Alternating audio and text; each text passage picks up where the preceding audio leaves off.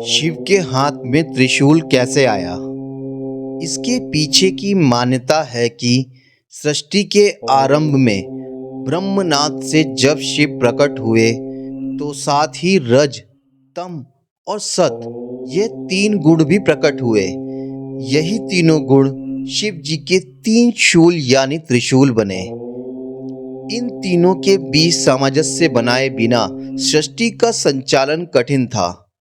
हिंदू धर्म में वैसे तो करोड़ों देवी देवता माने गए हैं, लेकिन उनमें से कुछ ऐसे देवी देवता जो सबसे ज्यादा पूजे जाते हैं, इन्हीं देवताओं में से एक हैं भगवान शिव, जिनमें आस्था रखने वाले लोगों की कोई कमी नहीं है। कहते हैं कि स्वभाव से भोले होने के कारण इनका नाम भोलेनाथ पड़ा। कहा जाता है कि जहां भगवान ब्रह्मा पृथ्वी के सृजनकर्ता भगवान विष्णु पालनहार हैं, तो वहीं शिव विनाशक की भूमिका में हैं।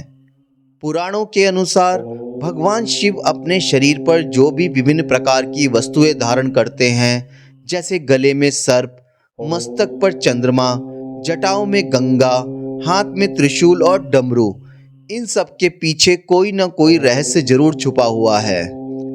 यहाँ हम जानेंगे शिव के त्रिशूल और डमरू धारण करने के पीछे की कहानी को।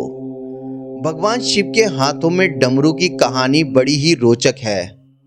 कहा जाता है कि सृष्टि के आरंभ में जब देवी सरस्वती प्रकट हुई, तब देवी ने अपनी वीणा के स्वर से सृष्टि में ध्वनि को जन्म दिया।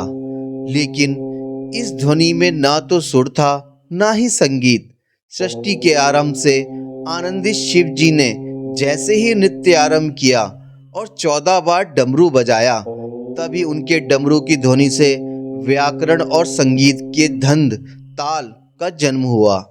इसी वजह से शिव जी के हाथ में सदैव डमरू रहता है। कहा यह भी जाता है कि सृष्टि में संतुलन के लिए इसे भगवान शिव अपने साथ लेकर प्रकट हुए थे। शिव के हाथ में त्रिशूल कैसे आया? इसके पीछे की मान्यता है कि सृष्टि के आरंभ में ब्रह्मनाथ से जब शिव प्रकट हुए तो साथ ही रज, तम और सत ये तीन गुण भी प्रकट हुए। यही तीनों गुण शिव जी के तीन त्रिशूल यानी त्रिशूल बने। इन तीनों के बीच सामंजस्य बनाए बिना सृष्टि का संचालन कठिन था। इसलिए शिव ने त्रिशूल रूप में इन तीनों गुणों को अपने हाथ में धारण किया। कहा जाता है कि महादेव का त्रिशूल प्रकृति के तीन प्रारूप आविष्कार, रख रखाव और तबाही को भी दर्शाता है। साथ ही तीनों काल, भूत, वर्तमान और भविष्य भी इस त्रिशूल में समाते हैं।